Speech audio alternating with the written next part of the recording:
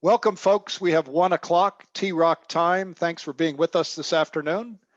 My name is Paul Caulfield. I'll be today's facilitator along with my friend Keith Chase, who has a couple of sections of our presentation, but you'll hear from a number of different voices today. But just to cover a couple of housekeeping items up front, I think as you were told as you entered, we are recording the session as always.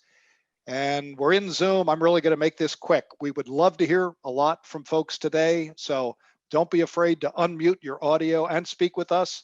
And if you want to show us your face, like many of the folks on here have already, you can click that as well on the video. Do open your chat by all means throughout the session. You can make comments, you can ask questions, and we'll keep track of them. Today's agenda, I'll hit the objectives in just a moment. I should also welcome members of the public and the press.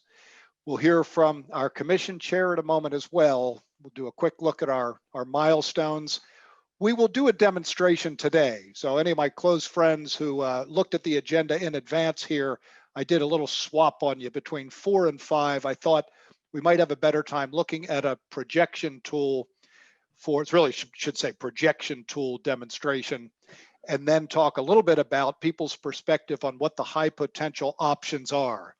We are really trying to encourage ourselves and have been encouraged by some voices of leadership to push ourselves, to be bold, not to just try to do things that have been done before. So a little bit of a push on us there. And we'll just talk a little bit about what the work groups can do next to game out, to project out some options with the use of that tool. 2 briefings today. So Dr. Hendren, Trish Hendren, who's our executive director from the Eastern Transportation Coalition, is already with us. And we'll hear from one of our own, Mike Kaiser, who's acting deputy secretary for Highway Administration. So you'll get a kind of national forward look with the MBUF presentation, and a little closer to home, though all of Pennsylvania, indeed, the highway overview. We'll wrap it up and of course reserve time for public comments. I would also note for public comments, members of the public who are on the PAcast platform are encouraged to put comments in. We go back over them to ask questions if they should so like. And then at the end of the program, those who cannot connect by computer will invite them to chat to us by telephone. We haven't had any takers yet, but that's okay. Today's objectives are really to kick off the evaluation. We have a lot of options that have been on the table. They remain on the table across the board, but how do we go about really starting to winnow, starting to identify the winners there for a consolidated approach, and then get the MBUF briefing and the Commonwealth's Highway and Bridge Program better understanding thereof. With that, keeping it moving at T-Rock time here, our Secretary of Transportation and Commission Chair, Yasmin Gramian. Thank you so much, Paul. Good afternoon, everyone. Welcome to the 5th meeting of the Transportation Revenue Option Commission. I'd like to thank you and commend you for all your great work so far. This is our 5th meeting. We're about halfway through the T-Rock process, and it's a real turning point. Today, we will learn about mileage-based users fees, or MBUF, and we'll get more detail on our highway and bridge program. We will also have the opportunity to consider various revenue scenarios in dollar detail, a key phase of this process. This will be an important segue into the month of June as we take a deeper dive with each scenario, entailing more analysis and more discussion before we assemble our recommendations in July.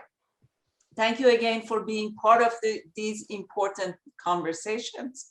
Excuse me. As always, the first order of business is to approve the minutes from our May 13th meeting. May I have a motion to approve the minutes?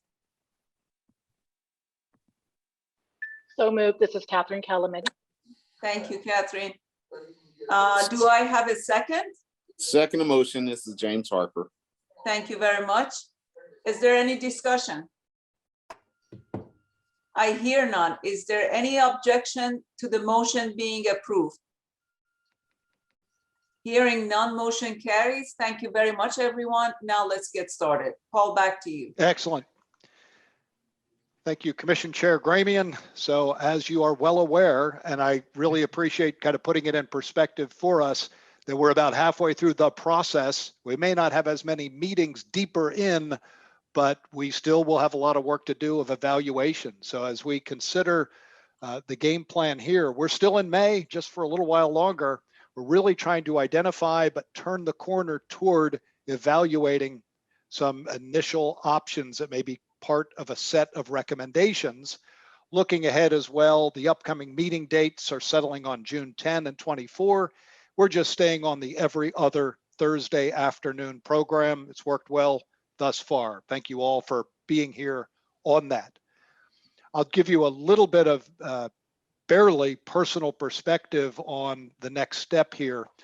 As we have so many options that we've begun to kind of wrestle with and understand the impacts that those options may have ultimately on addressing the funding gap, what we're calling the funding challenge.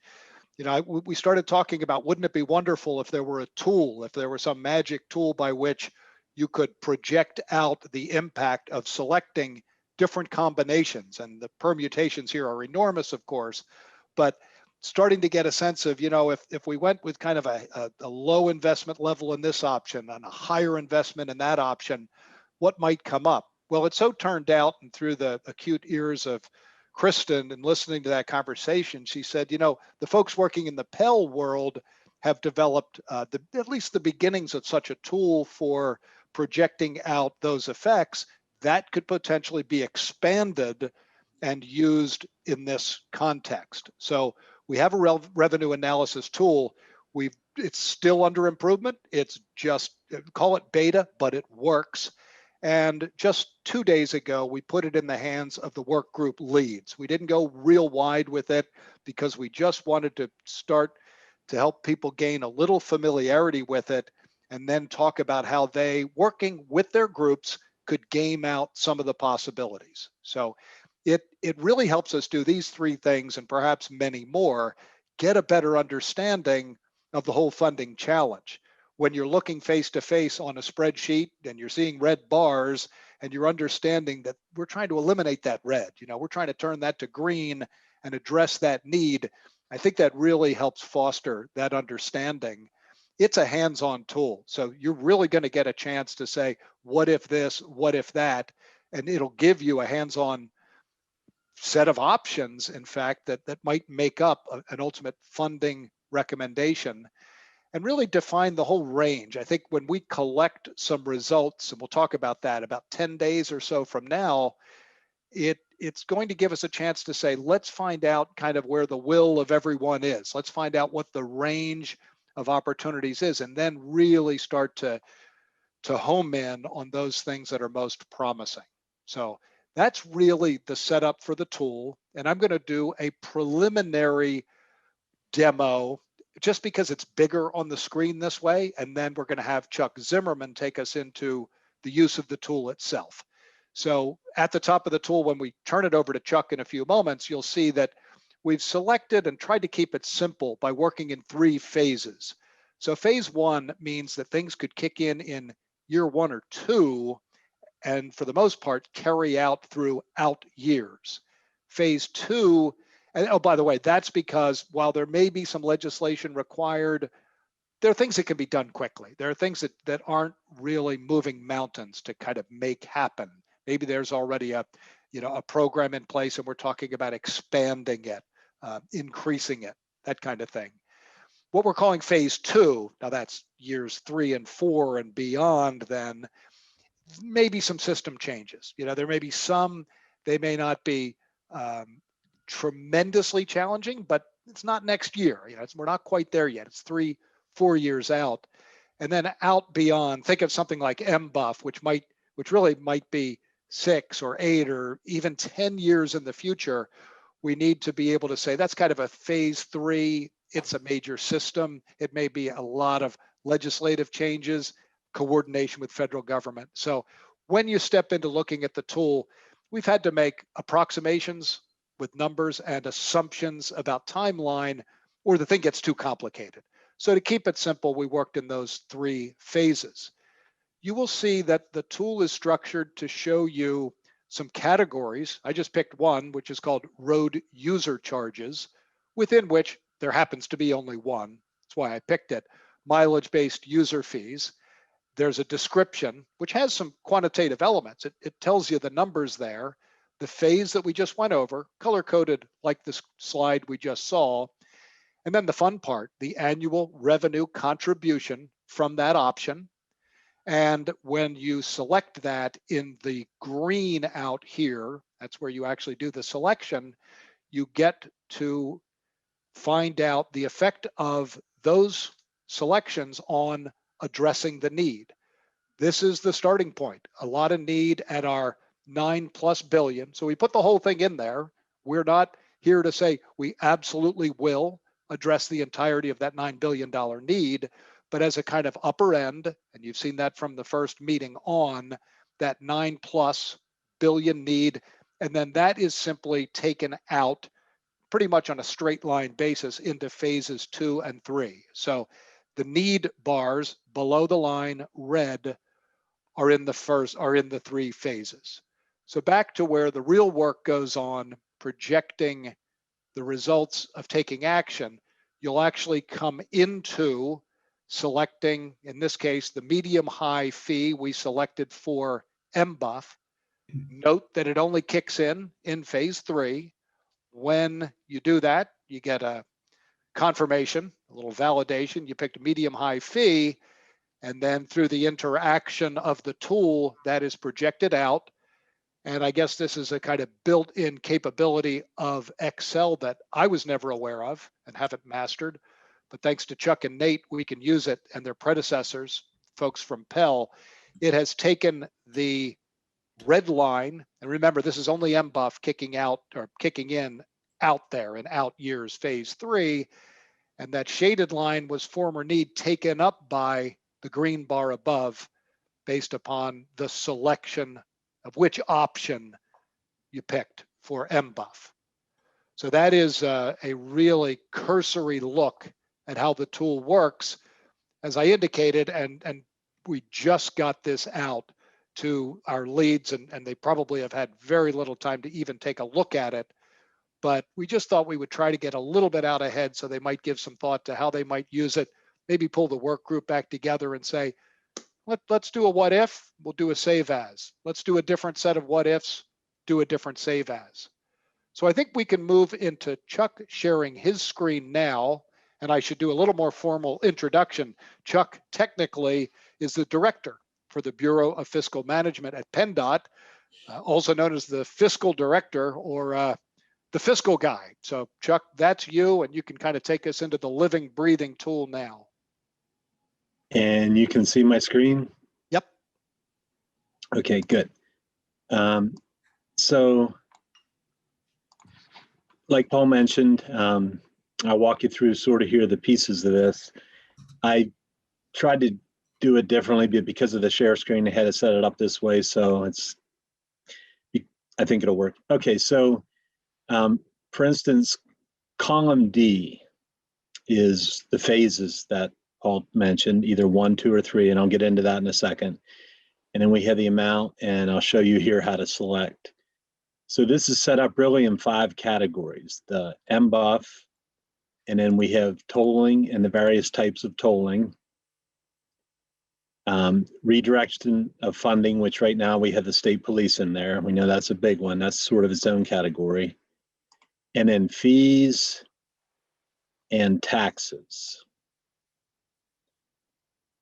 And then I guess 6 categories, sort of another, which I will also talk about, where you can personally add in or add some different ones that you may be discussing. So we'll look at the MBUF first because it's the first one up here. So, and all these amounts or options, the rates, the percents, again, they're just for discussion. So MBUF at 1 cent would yield 1 billion, at 7 cents would yield 8.4 billion. The same for vehicle registration fees. We've mentioned that several times. 100% increase would yield 750 million, 200%, 1.5 billion. But none of these obviously are it's not the recommendation now, it's not the legislation, anything like that. But just for discussion purposes, it's sort of the range we're working in. And then we've added a custom bar sort of to go outside of that, which I'll show you. So my screen keeps free. Okay. So as Paul mentioned, as we select a number here, it's going to update this chart over to the right. Now, one thing, phase 1 is just the amount. Phase 2, which begins in year 3, we've added inflation at 2% each year. Phase 3, which is at 5 to 10 years, we've also added an inflationary rate. But the question has already come up on MBUF, is it going to be ready in 5 years? Probably not, but just to keep it somewhat simple, we made phase 3 years 5 through 10. So the inflationary amount on phase 3 will be starting in year 5. You'll see the increase. So all these revenues, just again to keep it consistent and simple, we are growing at 2%. The expenditures, however, as you'll see in the first year, it's 9.35 billion. We've mentioned that many times. Year 5 with an inflation, that's 10.3 billion. And that's based on an inflationary factor of 5%, which not just from, there's materials and personnel, whether they're PennDOT or contractors. So that goes up a little bit higher than 2%. So just so you know, the revenues were growing at 2%. The expenditures in the chart are growing at 5%. So if you click on the green box, and of course, as you work through this, each group, I'll be glad, Nate or I will be glad if you have any specific questions or any trouble.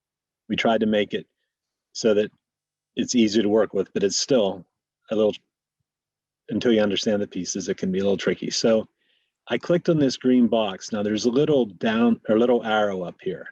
If I click on it, I'm just going to start with a medium fee. So what that does is, because here in column F, we've made it phase 3, it puts dollar amounts in the third bar, which is years 5 through 10, in the amount of 6.6 billion. So here you see 6.1 billion, but that's as if it would be in the first year. But since it's not going to start till the 5th year, at least, it's showing the inflationary increase. So, and we've talked about MBUF being probably the longer term solution, but obviously that's still several years out. And then to clear it, all you do is select the box and hit delete. So let me pick another one. I'll go down through, pick a couple. We've certainly talked about the state police. And in that one, I'm going to pick the medium range, and you see it's, 353 million, then growing by inflation. So state police, we cannot exceed the 673 million because that's the maximum given to them. But over time, that 673, also the value of it would grow with inflation. So like I say, all these are grown in inflation. One other thing I'll point out before we get too much more into the details, this does not designate between highway versus multimodal. All of the fees, taxes, increases, except the state police funding, gas tax, and vehicle registration fees, those 3 constitutionally have to go to highway uses. All other categories can be dedicated either through the recommendation or ultimately in the legislation when they're dedicated. So just keep in mind, again, to keep it somewhat simple, we're not saying where each of these go, whether highway or multimodal, but most of them are flexible, except the ones that constitutionally are not, which is the gas tax and registration fees. And the state police, because that is revenue from gas tax and registration fees. But all the others, keep in mind, can later be designated for highway or multimodal, or within highway or within multimodal, all the various programs. So I selected state police. Now I'm going to pick vehicle registration. In this case, I'm going to pick the high, which you're going to see 1.5 billion being added in the first year and going out.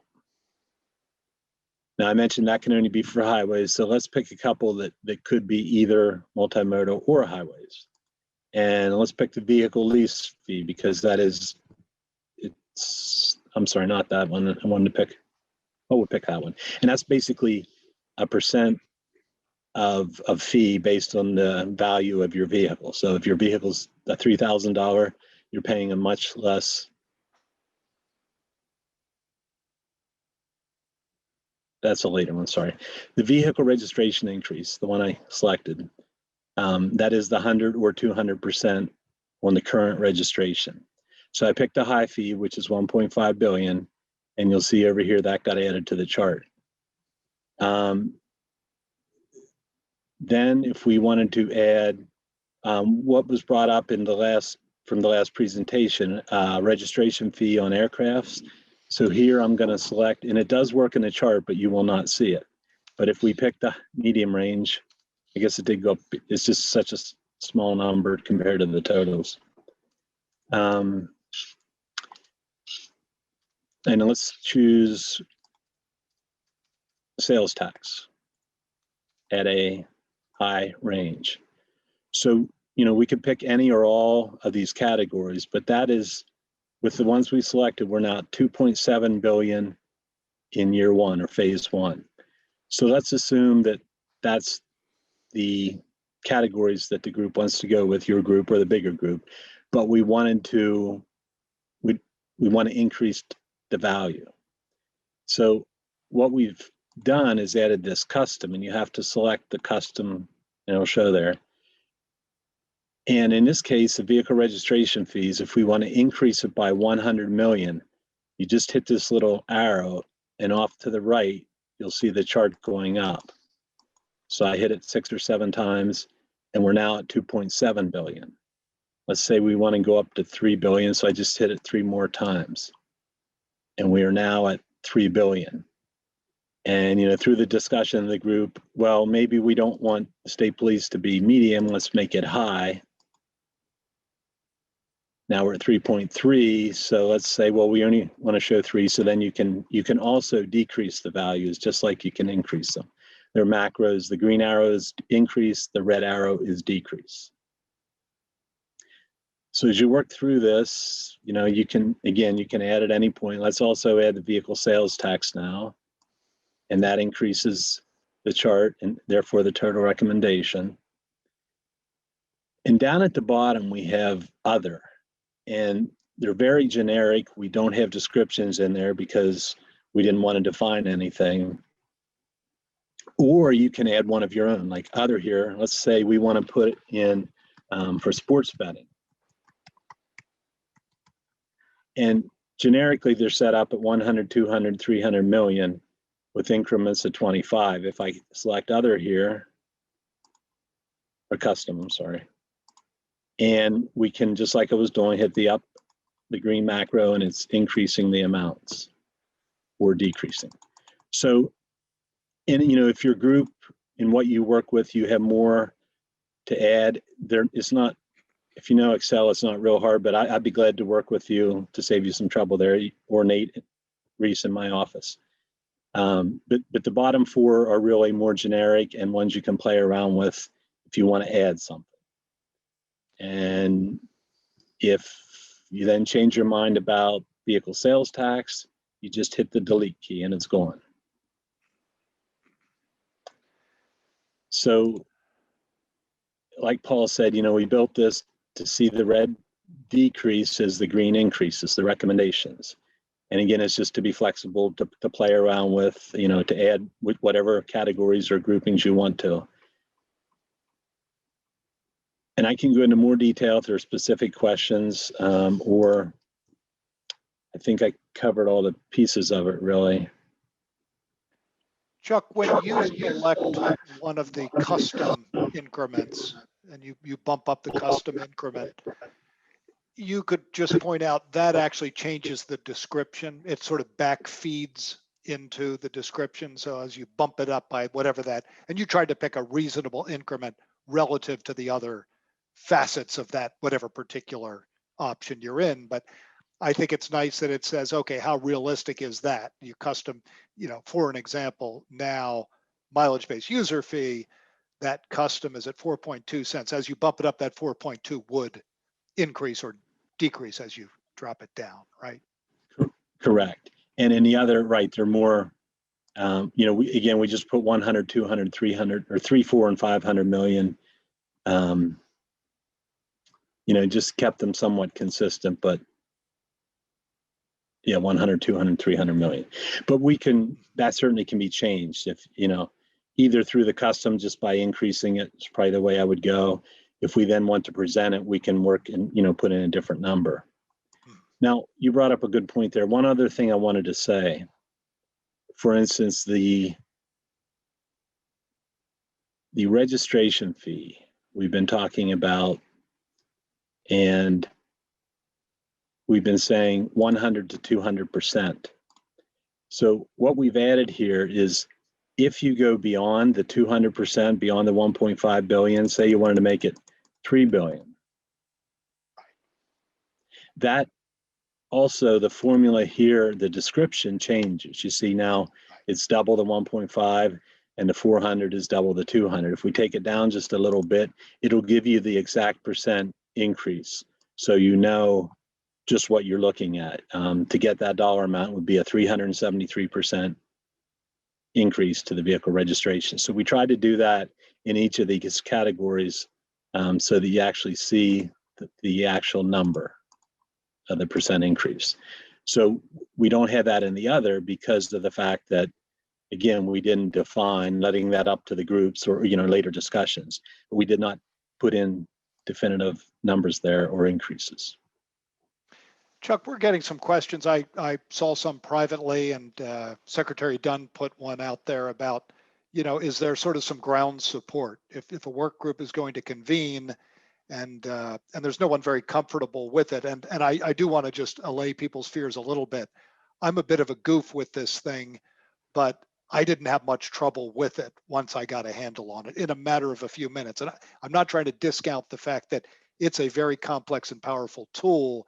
But on the other hand, if people just want to focus on the options and think about strategy, they also don't want to be bogged down in, Sure. What happened to the formula? You know? So Sure. And that would be myself or Nate Reese. We both work. Nate has done a lot more of the details, putting in all the numbers and everything. We both would be available. If it's after next Thursday, I'm going to be out a couple of days on vacation, I hope. But either Nate or I will be glad to walk any group through it or add to it, you know, if you want to make some changes. Yes. We'll put something out to kind of tie back with people so they can get to us, you know, in some common hub here and provide the support. Others might say, oh, I do this day in and day out with other tools that are like this and be comfortable running with it. So yeah, there's some columns hidden up here, and that's what I mean. If you're familiar with Excel, you know, if you wanted, you might be able to figure it out. But we'll be glad to walk you through that if you're not, or, you know, just if you want to save some time. Mr. Zimmerman, this is Howard Cohen. A, I like the tool, and B, thank you for all the work you've done. How hard would it be for places where it's appropriate to get the similar information for the states that are touching Pennsylvania? They may not go into the tool, but to have a chart for Maryland, Ohio, New York, New Jersey, et cetera, for any comparable fees that are current or that we find out are projected by the various states. I wish I could tell you that would be easy. And if somebody has a better idea, what we did do at the beginning, I think maybe the first or second or third meeting, we did share, and I know we've used it, it was how it showed reliant we are on the gas tax. But within that chart, it does give dollar amounts to the best that we could come up with, the best we could research for surrounding states. So for instance, it'll say vehicle registrations, 1 million. But it's not consistent, which is the whole point of, you know, the questions come up. Funding in other states is not consistent, but we can reshare that. And that took a lot of research to come up with that. Unfortunately, it's not, I think, the detailed level you would be looking for, but it is really what we have and what we've been able to find. But it would show the New York gets this amount from gas tax, this amount from registration, this amount from tolling, this amount from their quote, general fund. So it does do that. We could try to, I just think if we try to add it in here, because No, I don't want it in this Yeah. tool. yeah, But I'd like a chart that I could reference that would say on, let's say, airplane fees. All those states have airports, and I'm sure they have airport fees. That would be similar to, or probably very close to, how we do it. And it would be important, I think, with respect to looking at some competitive issues, to have a reference chart. Doesn't have to be in the tool, because I think that's too complicated. But it would be helpful, I think, from at least my perspective, which is one of markets and competition, to say New York is doing this, Maryland is doing that, and then make some estimate on, let's say, diversion, or how people could, I don't like this word, but I can't think of a better one, cheat on missing the Pennsylvania tax and putting it somewhere else. I think we need the reference point of our neighboring states. and what we can do, we can take that was previously provided, certainly put it in a, registration fees column by state. I'm just saying it's not going to be filled out every piece of it, but it's from what we know. Certainly we can do that. I think it'll be helpful, into what you're asking for, and certainly as much as we know. Yes. Thank you. Good call. Yeah, good call indeed, Howard. Can I make a comment, Ron Drenovich? Please, Ron. We're dealing with three primary modes here: roads, highways and roads, transit, and air. And there are many categories of funding here that I wouldn't suggest for roads at all, and others that might be much easier to assign to airports. I think it would be better, I sent a chat thing, but I think it would be better if we identified the piece of the $9.5 million that applies to transit and rail, and the piece of the $9.5 million that applies to air, and the piece of the $9.5 million that applies to roads, and then use this chart and fill it out 3 times: one for air, one for transit and rail, and one for highways. And because there's different ways to get to those amounts of money, and the elephant in the room is the highways, no question.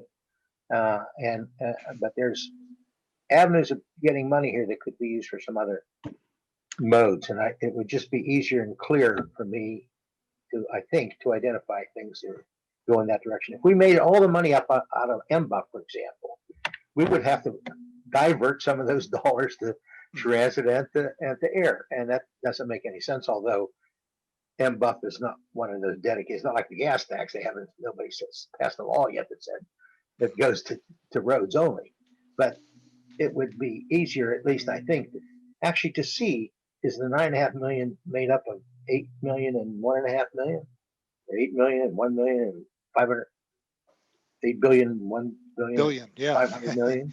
Is it made up of those? I'm curious where the 9.5 is. I saw the number, and there's deeper stuff in this too. This is what we need versus this is what we would like to have, and I don't know where that number is either. It's all part of it. Yeah, and a couple things on that. The 9.35 billion in need we keep talking about, that's 8.1 billion highways and 1.2 all modes of multimodal, meaning transit, aviation, rail, pedestrian, and so forth. Then maybe we should just fill out 2 charts. And it would be easier to identify and deal with the elephant in the room, and maybe you can solve those other problems easier with only 1.2 billion. yeah, and we did talk about that, and I think definitely, maybe not this first step, but definitely, I mean, maybe in the first step, but definitely want to do that, because what I was saying, basically, other than the gas tax, other than the registration fee, and I would think for aviation, other than, I would think the aviation registration fees would go directly to aviation. But let's just pick another one, like the vehicle sales tax. That could, in theory, be directed through the legislation or the dedication. It could say 80% highways, 2% aviation, 1% rail, 5% transit, and so forth. You know, that would be, I think, in the legislation, the dedicating it. We can certainly put it in here. I think in this first cut, we're just trying to keep it somewhat simple. But if certain, I see what you're saying, and we have talked. Somebody could identify that in both modes. Sure. I have no problem with that at all. Yeah. Somebody could So- say, hey, I want MBUF to cover the whole shebang. Right. And MBUF in theory could also go to all fee or all Yeah. modes. Yeah. I'm not saying you should, but you could if that's your Right. opinion. And Right, that like you opinion will come up from somebody for sure. Right. So do you see that in this first version? Like, for instance, sales tax. I mean, would we want to try to dedicate the 560 million of sales tax? Would we want to try and say what modes we think that should go to? Well, Meaning somebody might identify that both in the highway and in the other. Somebody might think it's appropriate for both, and that's fine. You know, so you would, at least you would get a sense of what people felt belonged where. And some do cover both, and there's no Right. question. But for instance, if they put something in like that, you know, we can talk about that, sure. But yeah, there's a Yeah, couple and Chuck, different. we even talked about potentially having, when the results come out, kind of color coding those that could only go, kind of to Ron's point, could only go to this mode or only go to that mode for this iteration of the tool, and trying to get a handle on the big chunks. We started to find that might complicate it, but I like Ron's kind of thinking about it in a simplistic manner. You just kind of have one version that has those that are only for one mode. Even if somebody picks sales tax for that mode, that sales tax might be in the other one, but they might just say, when you think about roads, you know, sales tax goes to that, or it Yeah, it could doesn't. go to both. Yeah. Yeah. We put all So- the categories of funding available and just talk about two modes, highways and all else. And this is probably a good time to mention that this initial analysis by the work groups was not intended to be a once and done, that we anticipate there'll be further analyses building off of this initial pass, I understand. including looking at things by mode. Yeah, good ideas, Ron. Let us take a look at what that would take, and then, you know, to try to get it out to everyone in some workable manner, you know, what we Okay. have to do without holding it up until, you know, right before the next meeting. Yeah. So, Okay, thank you. yeah. Thanks, So- Ron. And maybe it's just something like I'm typing here, you know, as we're working, and then multimodal could direct it within multimodal, you know, all the different modes. And in theory, highways also, you know, construction, maintenance, facility, things like that, which we generally, well, some of the gas taxes actually do that. Yes. So no, it's a very good point. Thanks. We did allow some time for this conversation. So if there are other questions, and you can ask about the actual operation of the tool or its application and sort of how to go about kind of a next step with it. Anything is pretty fair game. Could we have a column of current expenditures for 2021 fiscal year for the various components of this grid, of this tool?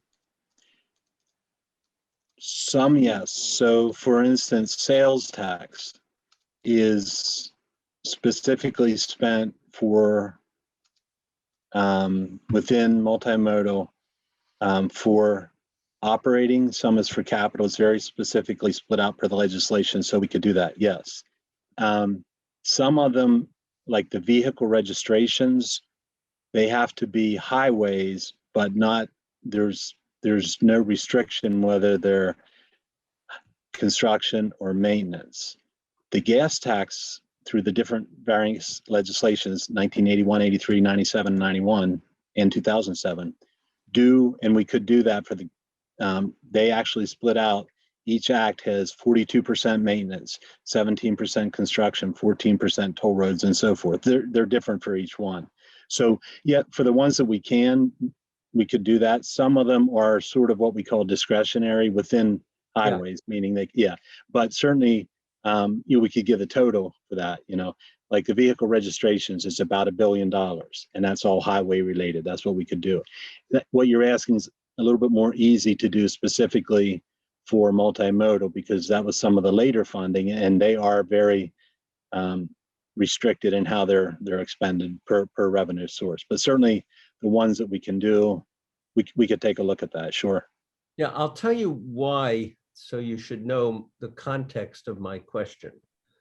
When Secretary Gramian has to defend this, or at least take those pieces with which she agrees or the governor agrees to the legislature or to the public, I'm trying to think ahead of the questions that would be asked.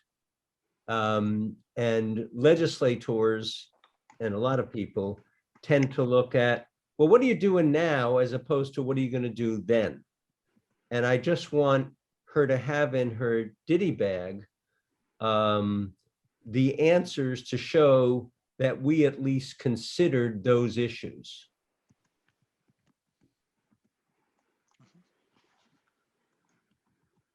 And we could do something like I just typed here.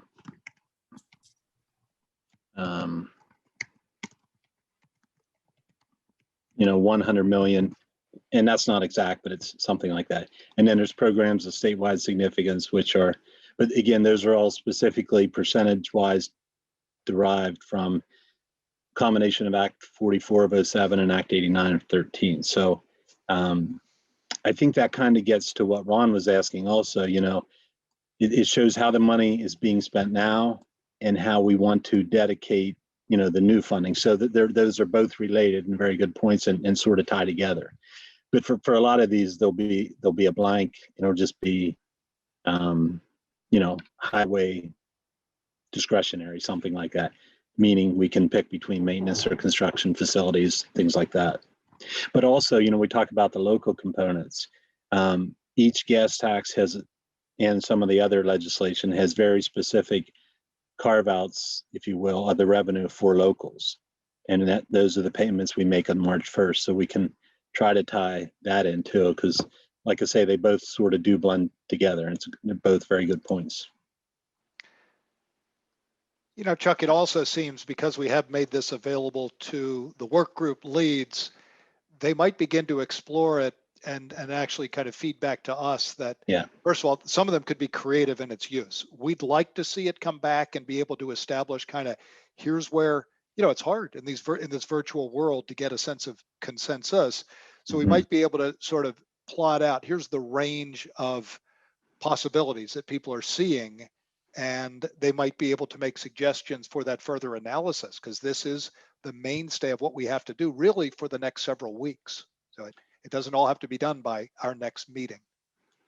But certainly for the final report, you know, I think we'll not just say 300 million sales tax, do whatever with it. I think that, you know, the recommendation of the commission will be for X, for Y, for Z. So it's not too early to certainly think about those and talk about those. Yes, because that might drive the decision. You know, you might be more willing to show an increase in the category if you know where you want it to go. Gotcha. You know, and we're getting lots of good ideas about how, even in the sort of options you select, Jeff suggests, you know, you could even talk about the improvements or what you'd like to see affected. That's the kind of work that I think will really give life to and color to the ultimate recommendations. We did try to get all of our primary members onto work groups. So if someone's on there and a delegate, you know, wants to take the place of that person on the work group, or they work that out, that's okay. But I'm just looking at Patricia's note. I think our intention was for all commission members to be assigned to work groups. If we missed you, terribly sorry about that. We'll tie back and make sure we straighten that out. Other questions for Chuck, you know, about the kind of assumptions and approximations built into the tool? And while people are thinking, I would just, and I can't see the chat because I'm on my share screen, sorry, but I will note that, like, for instance, tolling, you know, each one of these really is a very, there are exceptions to each one. So I think on tolling, there might be restrictions, you know, on how some of the it has to go to the federal roads or things like that. I'm certainly no expert on each one, but just saying there are many exceptions to a lot of them. But again, we just tried to keep this simple, as a starting point to use. So nothing is in stone in the amounts or really where they will go. And Chuck, to your point on tolling, and you were looking at it within a particular subset, but it would probably not be feasible to say, let's do all of the above: corridor, major bridge, and managed lanes, and congestion. There are going to be some things that are going to have to be thought through ultimately for our recommendations. It's not, there's so many on here, let's just do a little bit of each. That's not ultimately going to be a workable solution for the commission. All right, and let's see. I think we have a. Do we have a hand up? It's with our screens jumping around. It's a little difficult for me to see that. I don't. Let me just see who. Somebody have a hand up? There we go.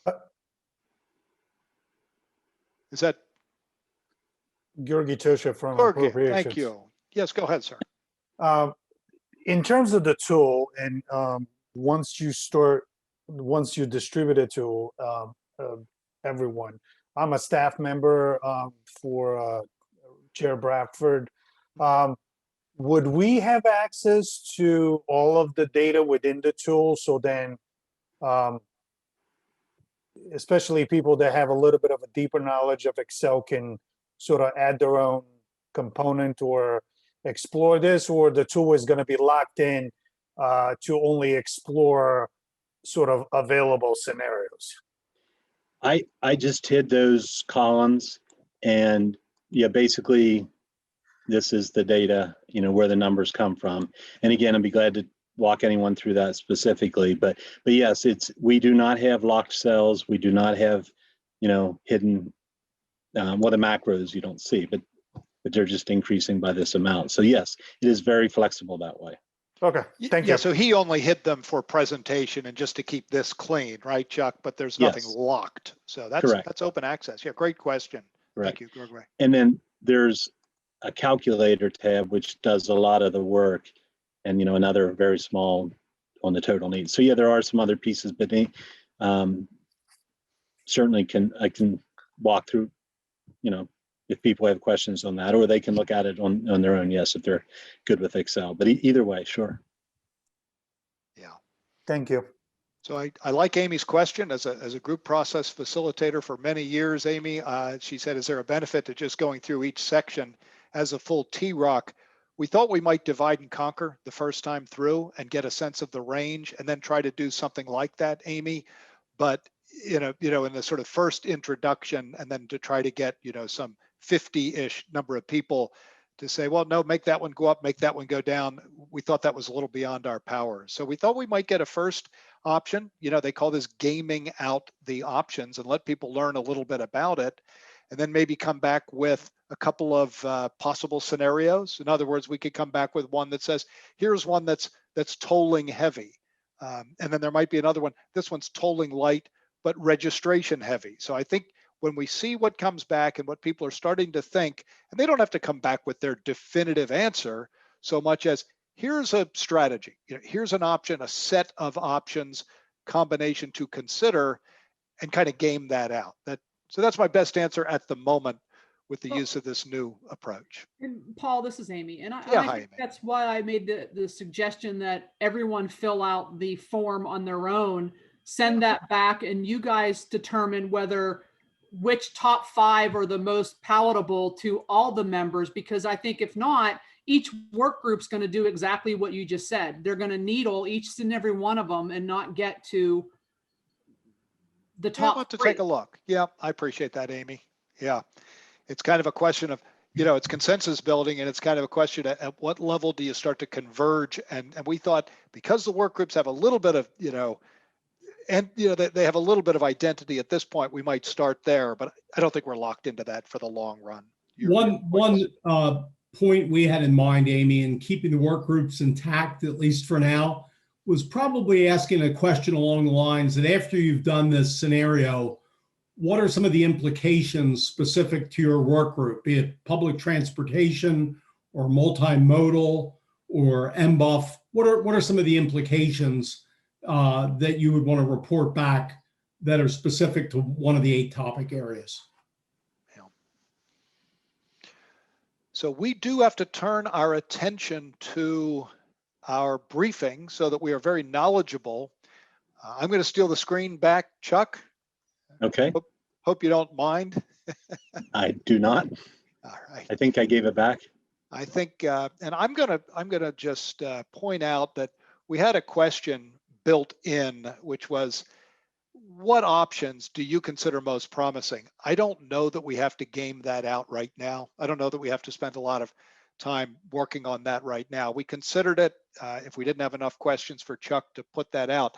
I think what we'll do is defer on that and see if that in fact comes back from our interactions with the work groups. And we don't disappear for 2 weeks, we'll stay with you. So we don't have to do it that way. Just to give you an idea what we were hoping to do with this tool, the work group leaders have the tool. We can certainly get it to everyone, not a problem. So I'm going to kind of meet Amy halfway on that. And then we thought the work groups could game out these options, and all these materials will be made available to you right after today's meeting. So you'll have this, a little later today or early tomorrow. But from the 27th, from now to June 8th, let's say, where we start to get them back and compile, we don't want to pick winners and losers, but we might want to look at the ranges or whether there are in fact some common themes that emerge from those submissions. And then I think we look at that range of scenarios and we talk about that in the meeting and maybe play out some of the leading contenders for a way to approach this strategically. And then we still have the better part of June and all the way through July to really knock it out. We really have a chance to get into the evaluation in some detail at that point. So that's kind of the game plan in going forward as we turn the corner. Thank you so much for your interaction.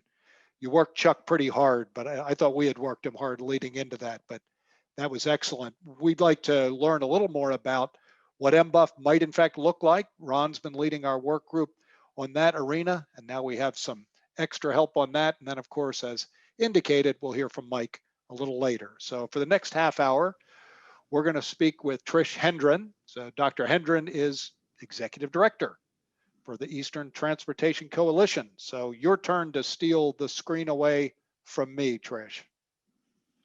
Okay, will do.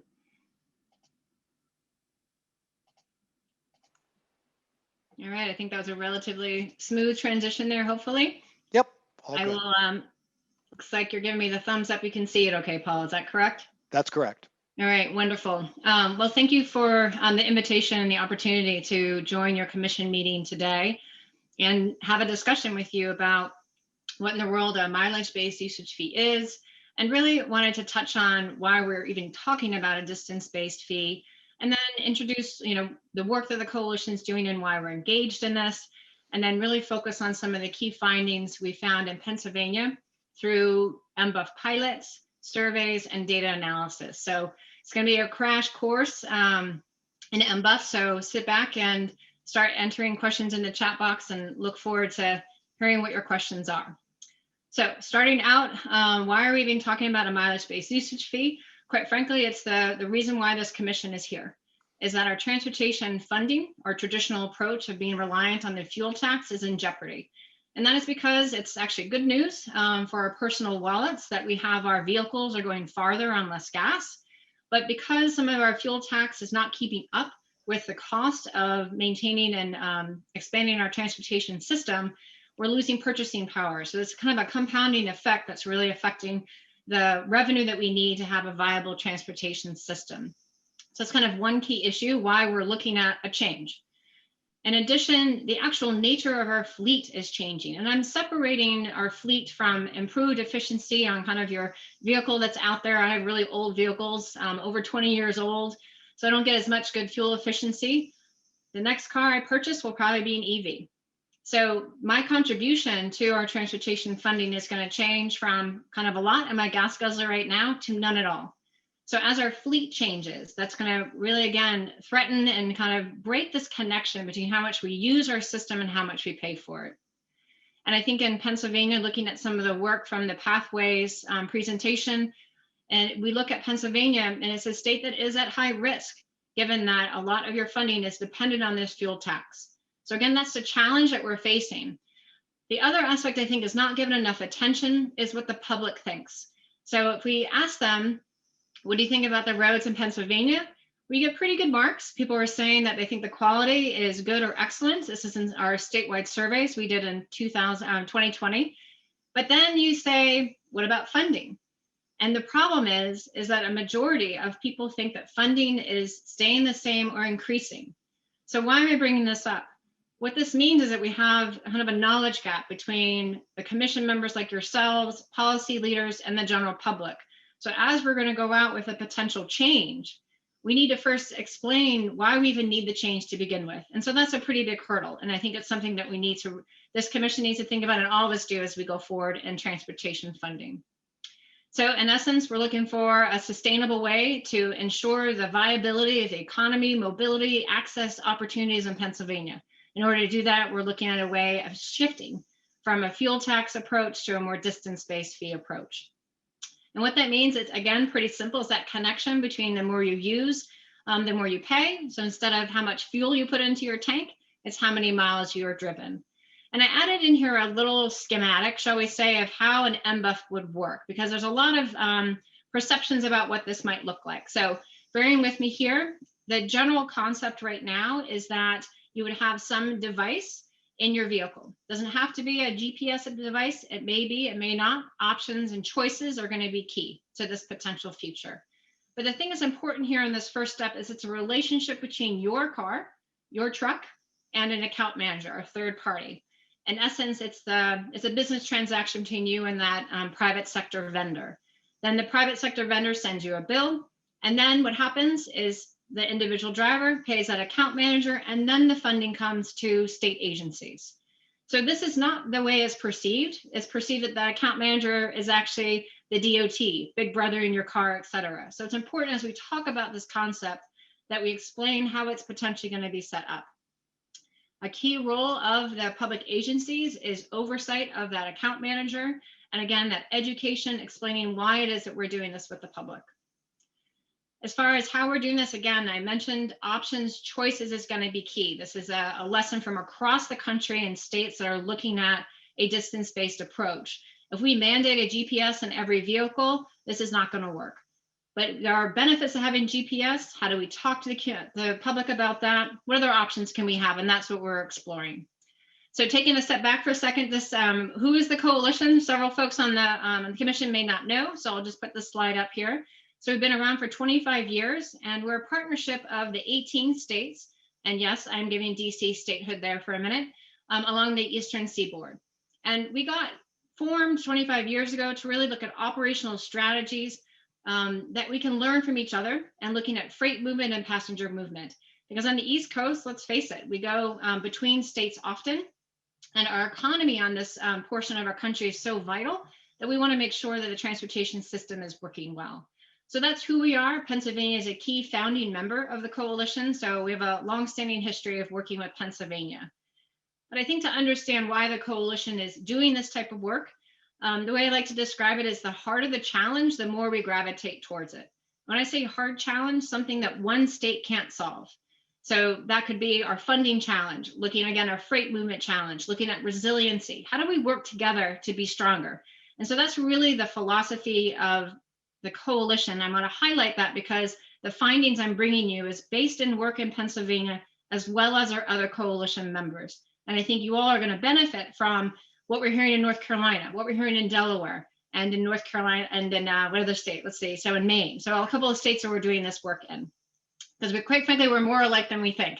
So I'm going to hammer this point just for a second, because I'm an East Coaster at heart, but I grew up in Maryland. I spent most of my summers in South Carolina. My mom's from Richmond, Virginia, and I went to school in North Carolina. And eventually I married a lovely engineer who graduated from State College. So I bring that up because what's going on in Pennsylvania is common. It's been already raised in the conversation today. How are other states figuring out transportation funding? And this is something that I think if we learn from each other, we can be stronger and really figure out, quite frankly, those implementable solutions. All right, so that's kind of the why the coalition's engaged, why particularly in a mileage-based usage fee. So this is a map of what engagement exploration of a distance-based fee looked like back in 2016. Again, I'm an East Coast girl. I did live in California for a little while. It was fun, nice weather, but they're different. You can be in that state for a long time. So I don't particularly want our national approach to this being driven by some of our larger Western states. So the coalition, we really felt there was a need to bring our unique operating environment, our unique characteristics, our unique needs, our older infrastructure into this discussion. But a key was grant opportunity. So I applaud Congress, which is good to say these days, that in the FAST Act, they created this grant program to encourage states like Pennsylvania and others across the country to look at a user-based fee approach. Again, the connection between how much we use the transportation system and how much we pay for it is broken. So how does this grant program help us figure out how to reconnect that linkage? So what we have done is we've applied for grants. We've applied for 5 grants, again, in partnership with Delaware, Pennsylvania, North Carolina, New Jersey, Maine, Maryland. So we have several states that are really engaged in this. And I put this timeline on here to say that there's work that we've done. There's more work that we need to do. We're in this kind of phase 3 period right now, but we've also won the grant for phase 4 and 5. I'm bringing that up because I'm going to look to you. What questions do you have? Do you want basically the coalition? We work for you. We work for Pennsylvania. As we look at this future work, we want to know what questions you have that we can answer.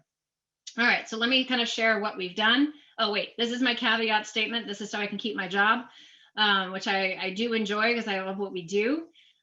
We don't know if a distance-based fee is the answer, but we do know we sure as heck better do some real-world pilots. We want to ask the public, we want to do some data analysis to figure out if we do this, what would it look like? How would we set rates? How will we talk to the public? So that's what we're doing. We're not endorsing this, but we sure are exploring it. All right, so what we've done quickly, and then I'm going to shift to the Pennsylvania specific findings. So back in 2018, again, under that grant program, it was really starting the conversation. Remember that map had all those colored states out in the West? There wasn't that much engagement on the Eastern Seaboard. So we really picked some thought leaders, our executives at our DOTs and other key transportation partners and said, be in a pilot, tell us what you think. And so that really was the starting the conversation in 2018. In 2019, we reached out to the general public in Pennsylvania and Delaware and basically said, okay, we have the transportation kind of wonky people. We have their opinion. What do you think? And in this effort, one thing we saw was out-of-state travel is going to be a key aspect of any system that goes forward. I think it's also been raised in this discussion that we don't just stay in Pennsylvania, we move around. So what would this look like, this being a distance-based approach that takes a regional view of how freight and passengers move? So that's kind of one thing we found in this general public pilot. So speaking on the freight side, we also saw an absence of the freight industry voice. And you all are experts on the transportation field. You know that the freight industry pays for and uses our transportation system differently. So we wanted to engage directly with them and say, okay, come to the table. Because quite frankly, when I first reached out to them, they did not want to engage. This is not a popular concept. They're more in favor of increasing the fuel tax. We said, we hear you, come to the table anyway, and they have. And in that partnership with the trucking industry, we've been able to really explore how MBUF would look for them, could potentially, but which is different than how it would look for passenger vehicles. So again, moving through some of our grant, we've just finished this last passenger vehicle pilot. Again, Pennsylvania being a key partner here with about 100 participants. The focus in Pennsylvania was on our rural communities. There's a very strong gut reaction to a distance-based fee that it will be unfair to rural communities. So we wanted to say, okay, rural communities, come to the table. Tell us what you think, what you don't like about this, what you like about it. So we're in the process of analyzing these results. I'm happy to, I know you guys are going to be meeting for not too much longer, but I'm happy to share the results once we get them with this group. The other big undertaking that we've done in this last phase is we expanded that freight work to be a national truck pilot. Again, if you look at just the amount of miles that have been traveled in those 6 months, 11 million miles. So again, it shows how differently our freight, our trucking industry uses our transportation system. All right, Pennsylvania, turning to Pennsylvania, and then want to open it up for some questions. What have we learned? So 5 things I want to touch on. First, that pay for what you use does resonate. I don't know why I always use an example of milk. I mean, because I have 2 young girls and they drink a lot of milk. If I need more milk, I go buy more milk and I pay for more milk. The more you use, the more you pay is a pretty simple concept. And when we ask the general public in Pennsylvania, they agree. This idea of paying your fair share resonates. So that means that's an opportunity to have that conversation that's going to be so necessary with the public.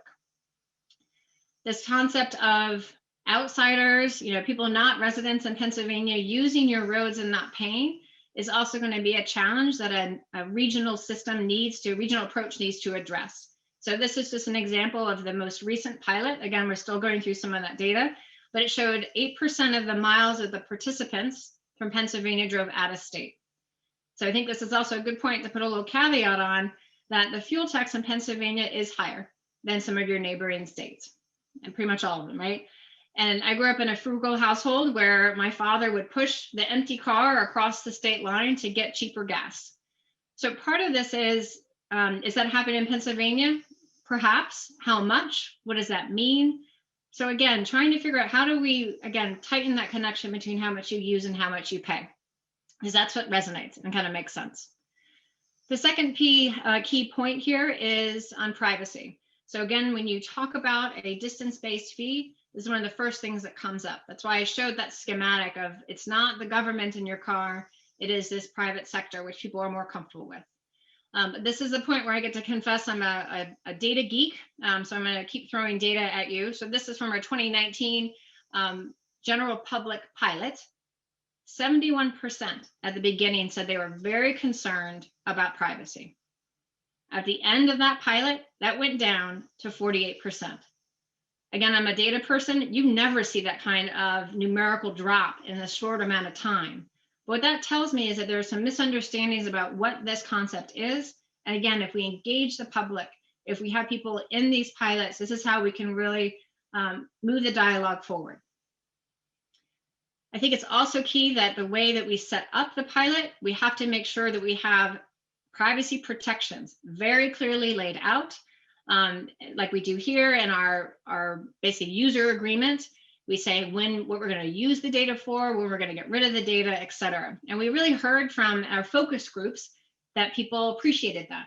They wanted to know that their data was safe, wanted to know if it was going to be resold, if it was going to be shared.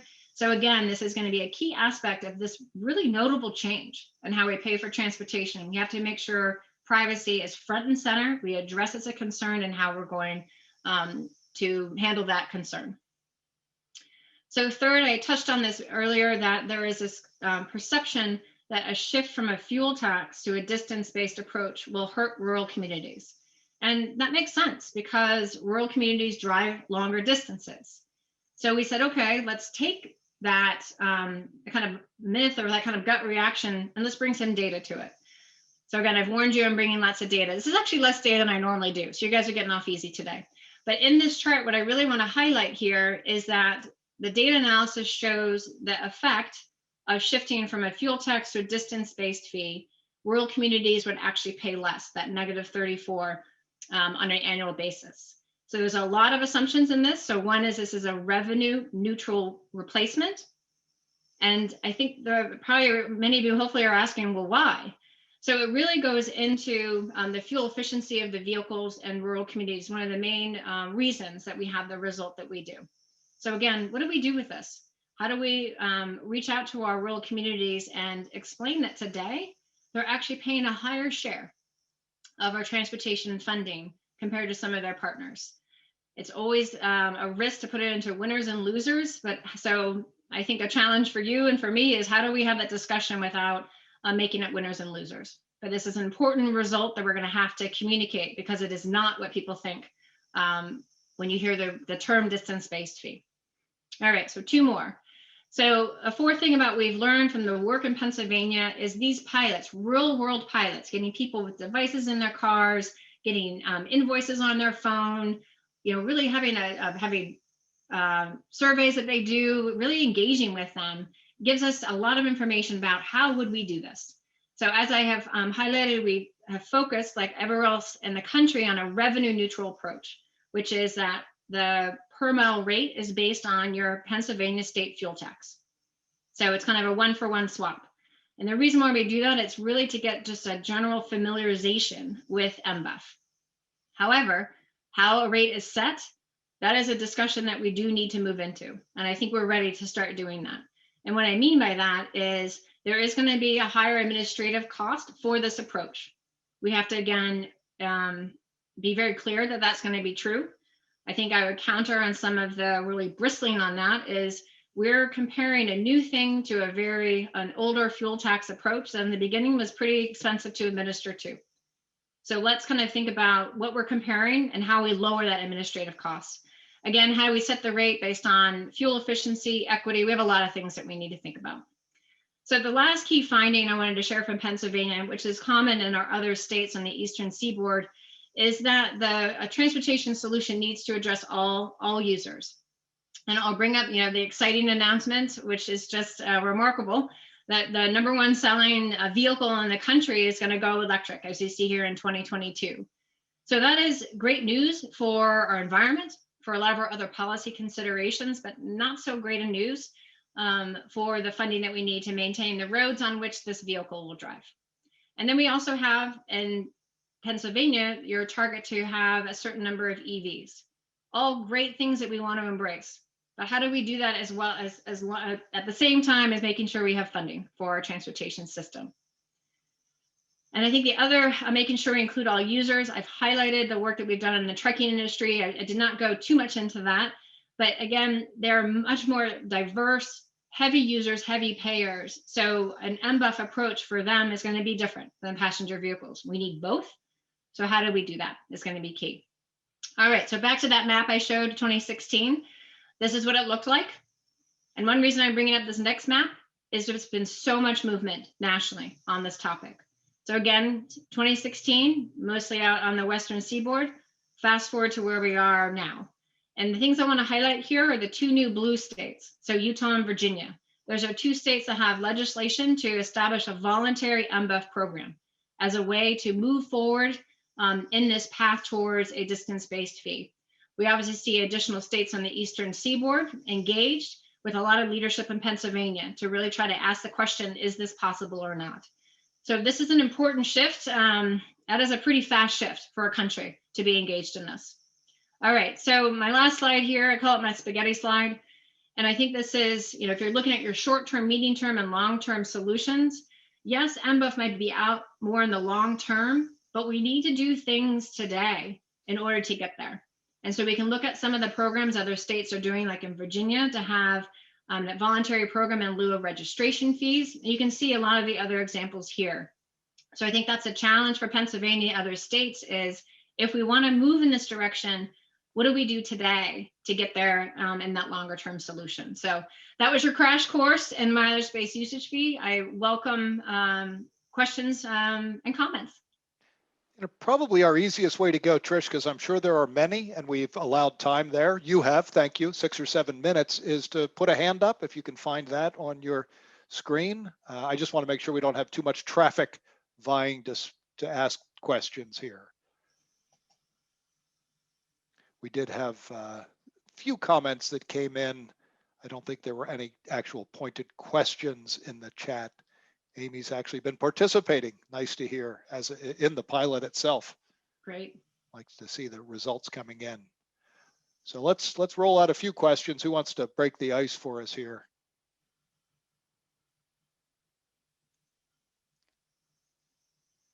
You guys gotta ask a question or I'll feel like I didn't say anything. Who is interacting with the federal activity that's going on related to infrastructure renewal and transportation and mumbling about vehicle miles traveled and that sort of thing, so that there's some sort of influence there?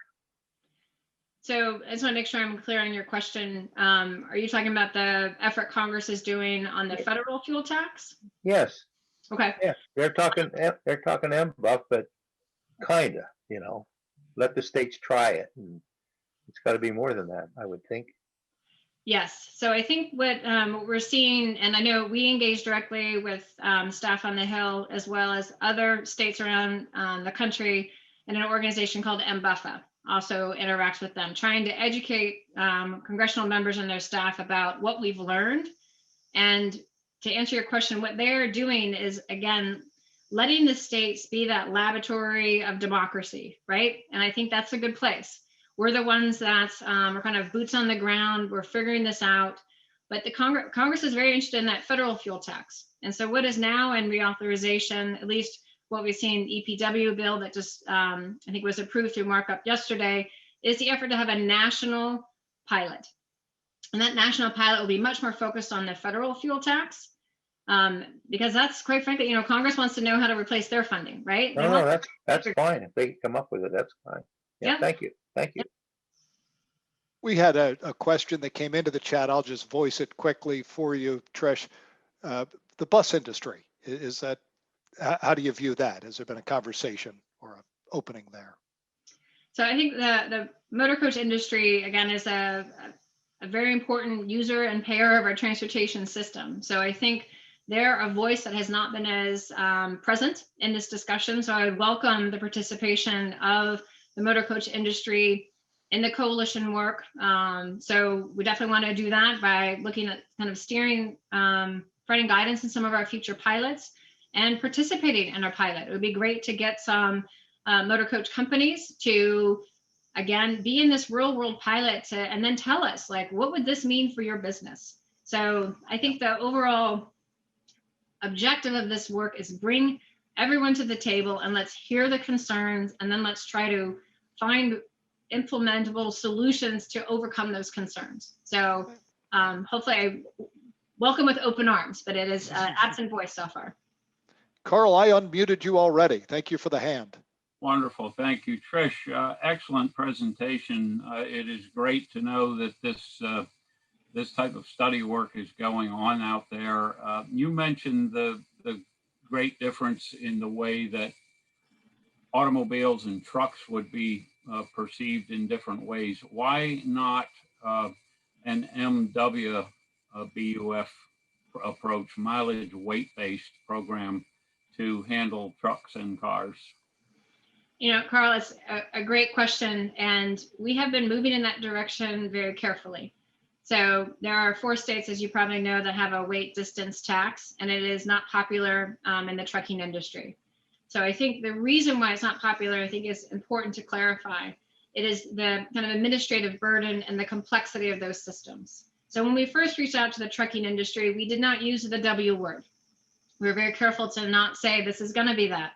And we let them bring that point to us. And we said, okay, how should we set rates? Our first pilot, we had 1 rate for every truck, and it will not work because it penalizes your fuel efficient fleet, like notably, like tens of thousands of dollars. So that's not what we want to do. So in our second national pilot, we said, let's change the rate by fuel efficiency. That also didn't work so good. So the industry, we have a motor carrier working group, they said, let's look at weight.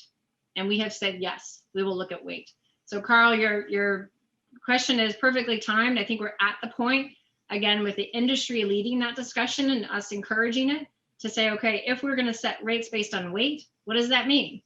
Because there's lots of different ways you can calculate weight in there. So I won't go into all the details, but it sounds like you might know about it too. So that's going to be our intention for the next pilot, is let's bring in W. Wonderful, thank you. Because it seems to me that weight is the operative enemy in all of the discussions we're having here. It's the decider between the amount of damage that's done to the infrastructure, and therefore it's got to be an element, in my humble opinion. But again, thank you. Fantastic presentation. Thanks, Carl. Any others? We have another minute. Use every minute, I say, with T-Rock. We'll work Trish pretty hard here. Paul, there you go. Go ahead, Tim. I can't find my button. No, you're in. Raise my hand. Tim Hennessy. I was intrigued by the idea that 71% of the people had privacy concerns at the beginning, and by the time it was over, 48% had. That's like a 30% reduction, 1/3 reduction, but it still leaves 48% of those people who were unconvinced. So 2/3 of the people who went through the program still had their concerns at the end of the program.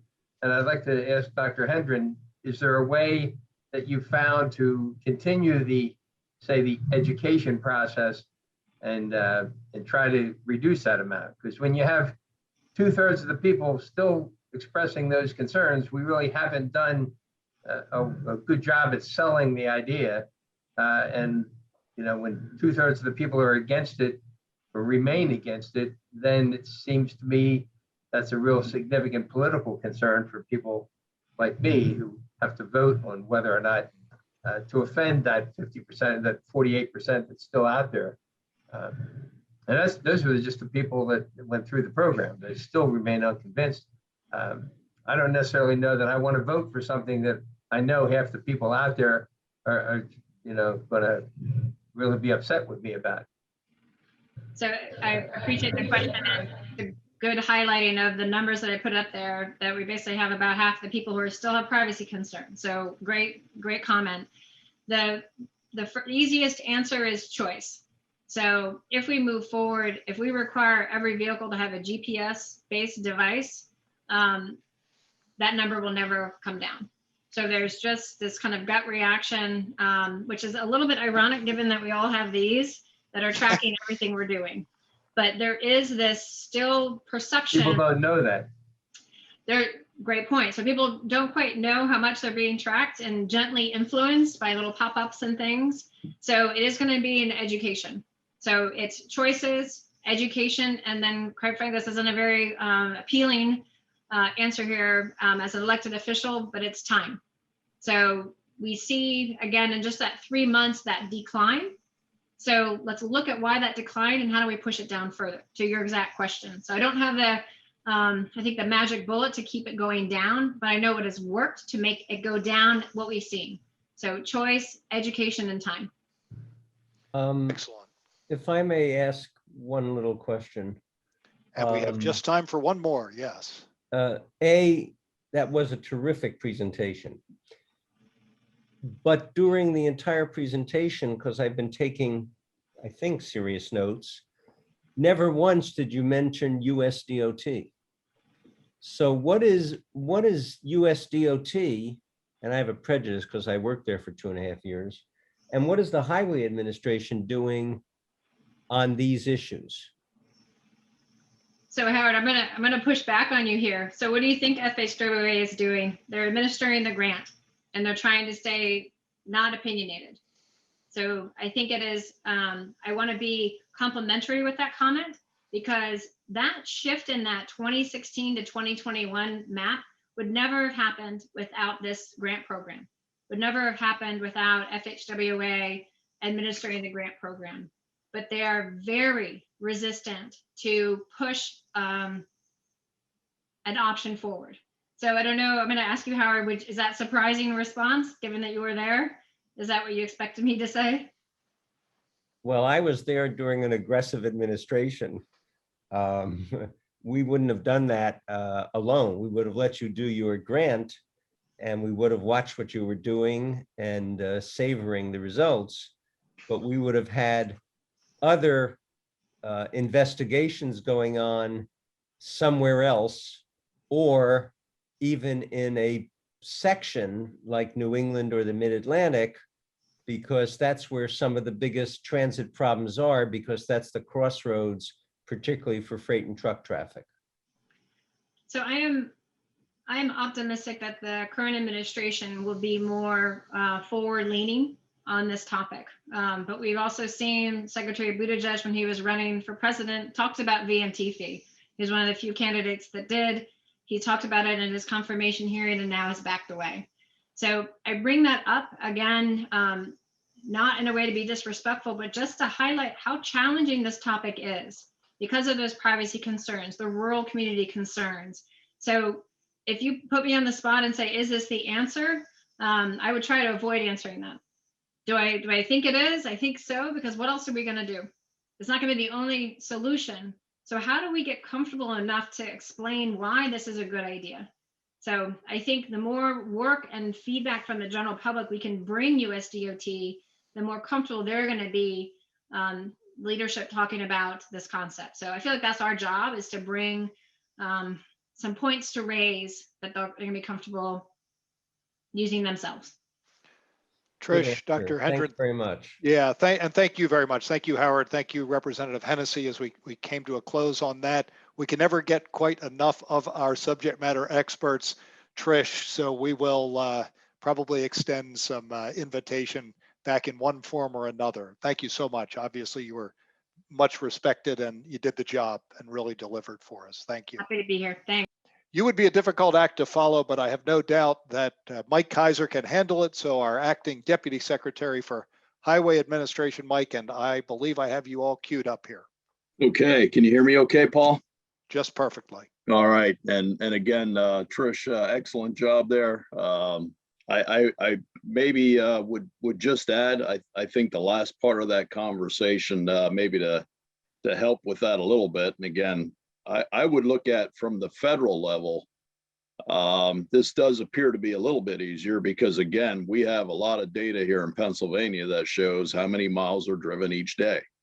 It doesn't really matter where you're going, in my mind, at the federal level when you're looking at how you distribute those funds. Now, again, I think once you're inside Pennsylvania, do you drive outside and things like that? I think that becomes the challenge, and I'm not so sure.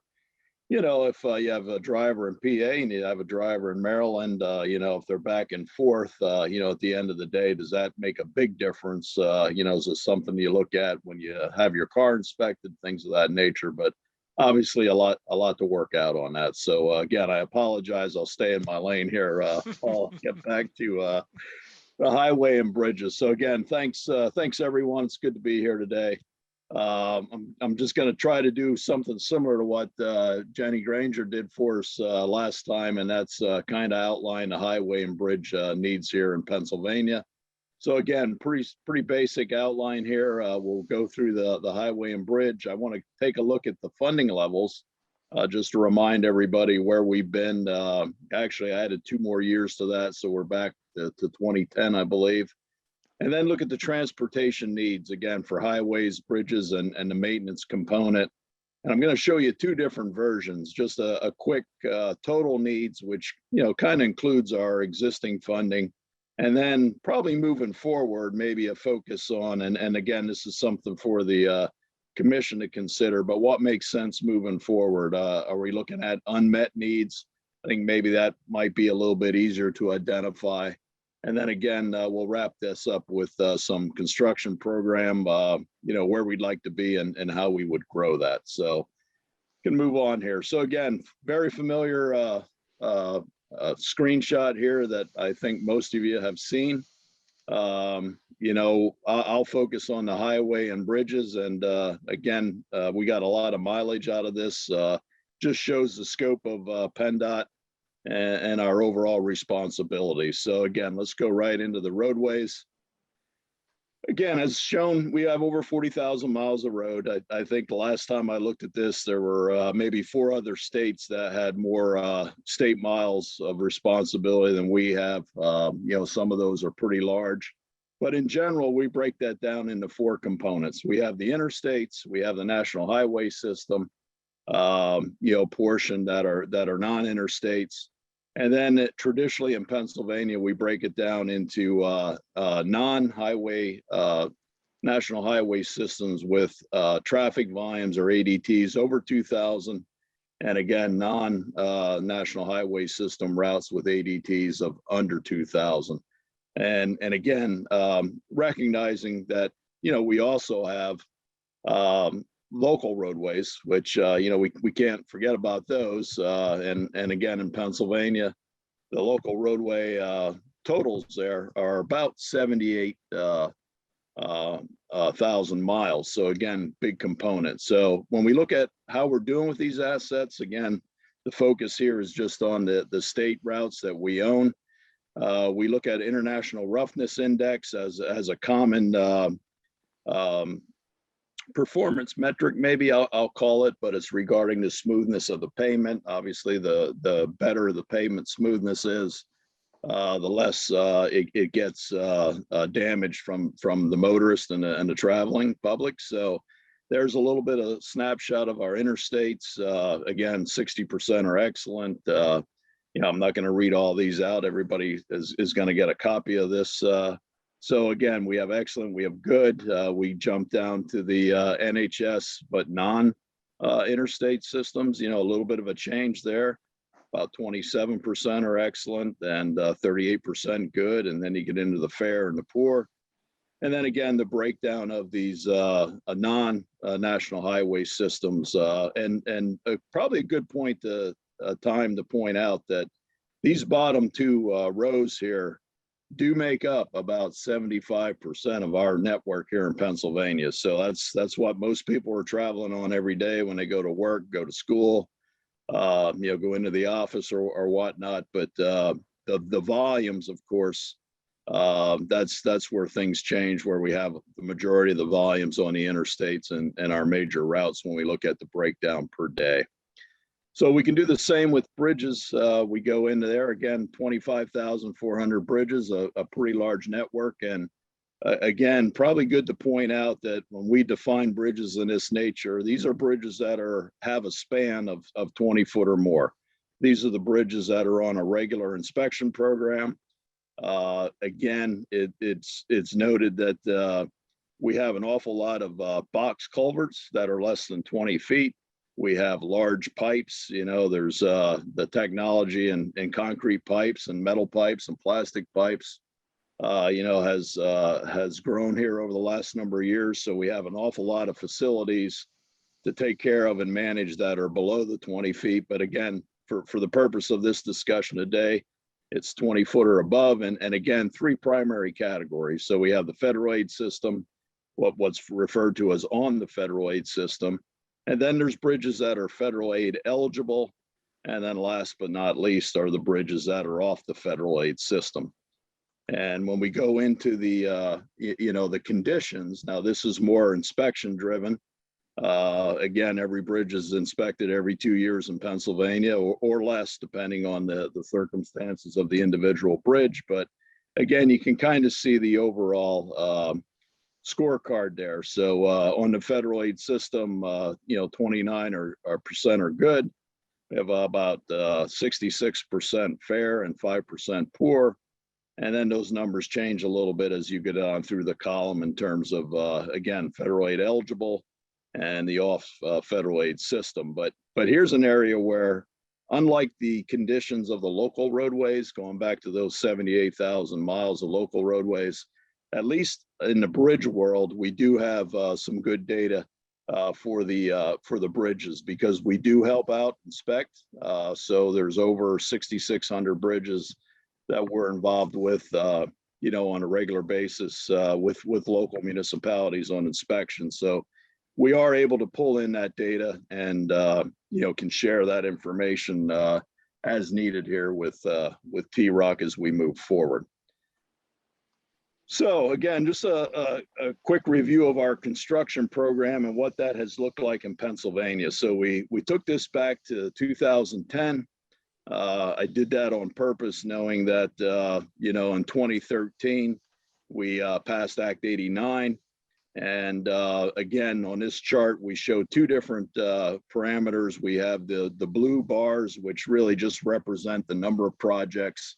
Obviously, if you have a year where you have a high number of projects, there's probably a good case in there that you didn't have a lot of large projects, but a lot of smaller projects. So you can see there, for example, in 2014, we had over 800 projects that went out the door. The more important part that I wanted to share here is really the average lettings or the lettings per year. So again, you go back to 2010, we're about a $1.5 billion program. Not much change there in 2011.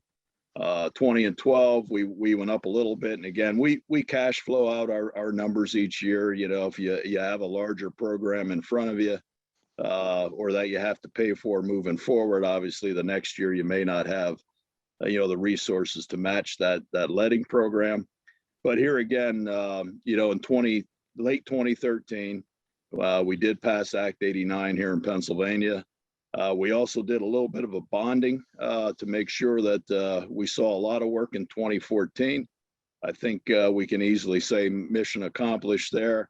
And if you look at 2014, 15, 16, and 17 and 18, those 5 years, again, I would say a healthy program, around 2.5 billion, a little bit over 2.5 billion when you look at the average.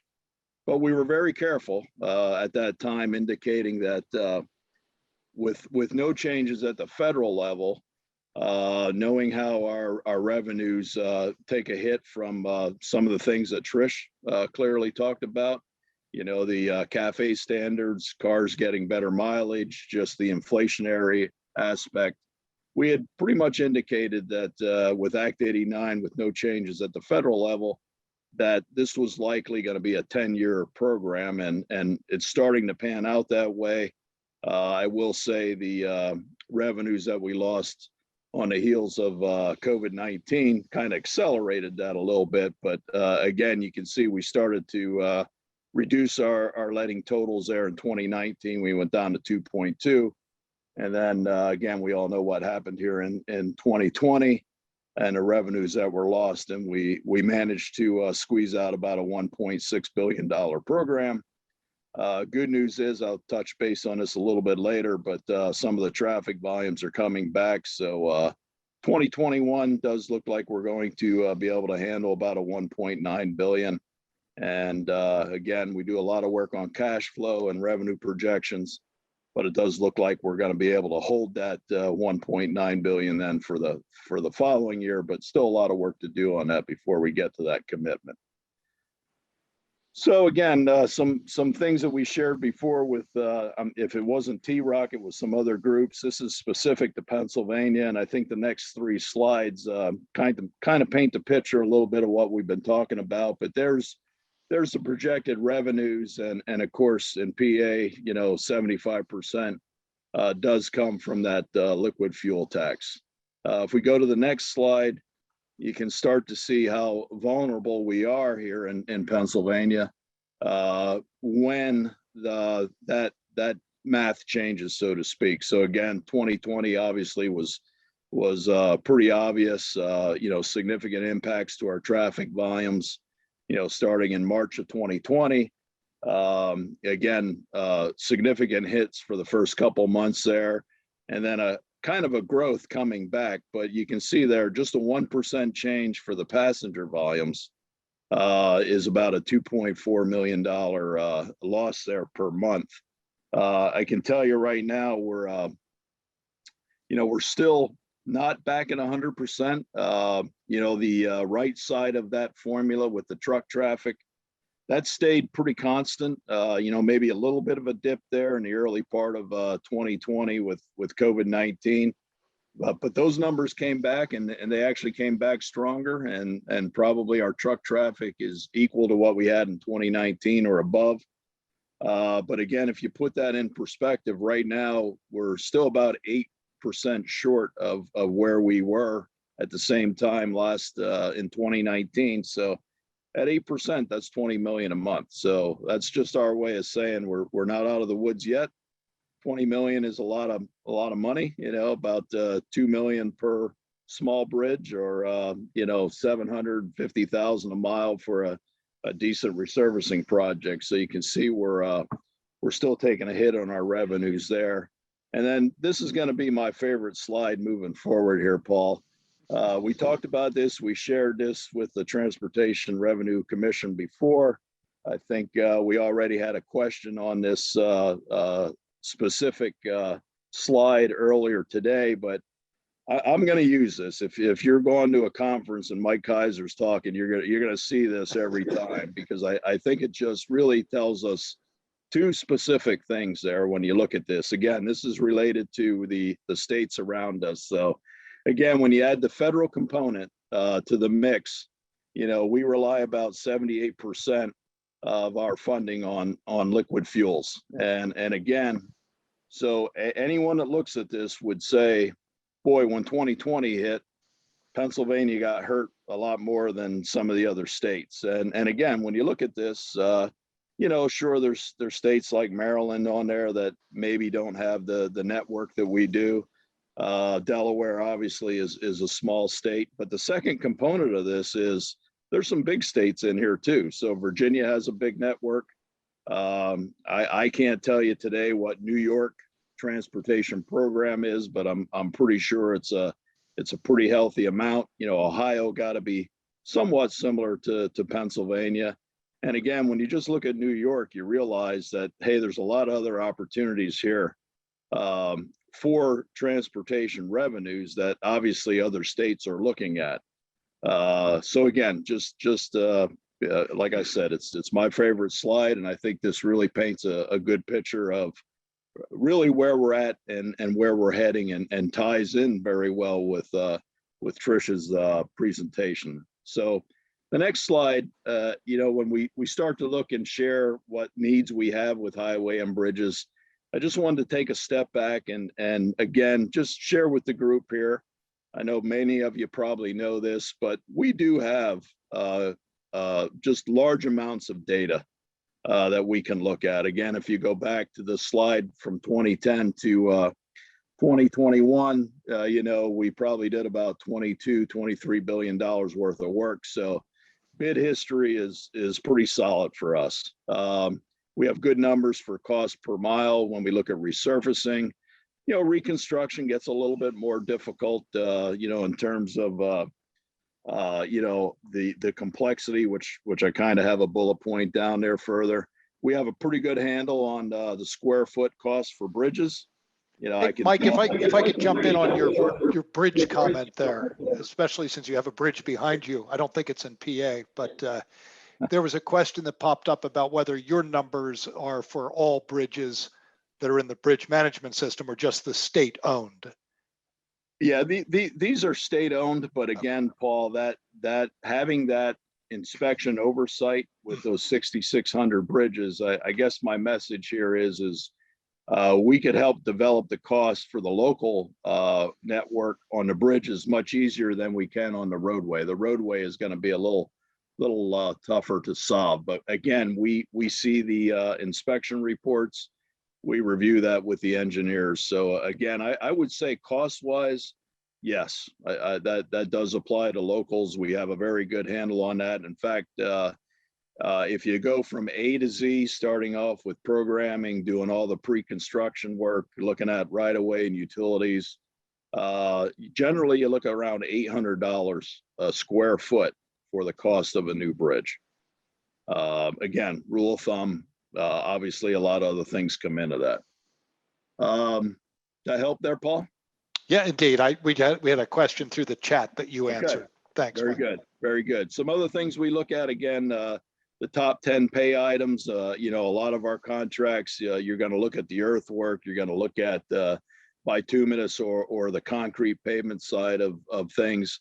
Mobilization is always a big tool there. So again, when you start to look at how well we do on estimating, we pull out the top 10 pay items, and that gives us a pretty good baseline. This next one's very important. Maintenance and protection of traffic. Essentially, how's the project going to be built? Are there restrictions in terms of hours? And again, when we have high traffic volumes and we're trying to build and maintain the facility at the same time, there's a cost to that. So there's a productivity issue. Contractors, if you're sitting in traffic and you're going through a construction work zone, guess what? That the material product is also sitting in traffic. So I like to use things that I'm familiar with. Of course, I didn't say this in the beginning, but I was the district executive for District 8 for since 2012 before taking on this new role. And I like to point at we're working on the 83 corridor. We did 3 overhead bridges there: Elmerton Avenue, 22, and Union Deposit Road, for those that are familiar with that part of Harrisburg. Those 3 overhead bridges were $34 million. All right, now it's a lot of money. 3 overhead bridges, kind of simple, 2-span structures with a pier in the middle. But again, you take those same 3 bridges, you put them in downtown Philadelphia, or you put them in downtown Pittsburgh, they're liable to cost you 44 million instead of 34 million. And likewise, you build something in a more rural area of the state, less traffic volumes, you're probably going to get a much better price for those. So again, that's a big ticket item. We look at, of course, project complexity. How's the project built? What are the phases of the project? Energy cost and material. The material right now is another issue that we're dealing with, but we do have indexing in all of our contracts for the price of oil. Obviously, if a contractor is bidding a project, it's a 3 or 4 year total length of construction. It's really hard to tell what the price of oil is going to be 3 years out. So we do have an indexing there where we make adjustments. But right now there's some materials that aren't available like they were back in 2019. Just go to Home Depot and Lowe's, try to buy a 2x4 or a piece of plywood, and you'll know exactly what I mean. There's other factors. We got hit with some resin issues that's used for plastic pipe because of the extreme weather they had in Texas this past winter. So again, I think everyone gets the gist of that. And then the region, there's a lot of regions where we have more producers of aggregate, bituminous, and concrete. So there's more of a competition there. And then last but not least, and certainly more than this, hauling considerations are also a factor as a contractor looks at what it costs to build our major roadways. So again, if we move ahead here. Mike, just before we do, a question came in about, you gave just sort of an approximation of what it might cost to do a downtown Pittsburgh or Philly versus what you did on 83.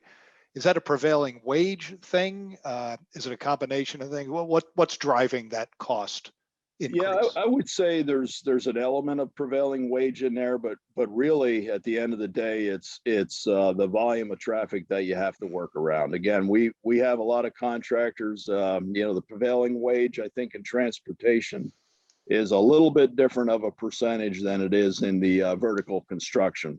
For example, when you get into the cooling and heating systems, electrical systems, and things like that, it's certainly an element, Paul, but it's really more again, just think about it. If you're going to crack seal an interstate in your downtown Philadelphia, good luck with that. Really any time of the day with the volumes that you have.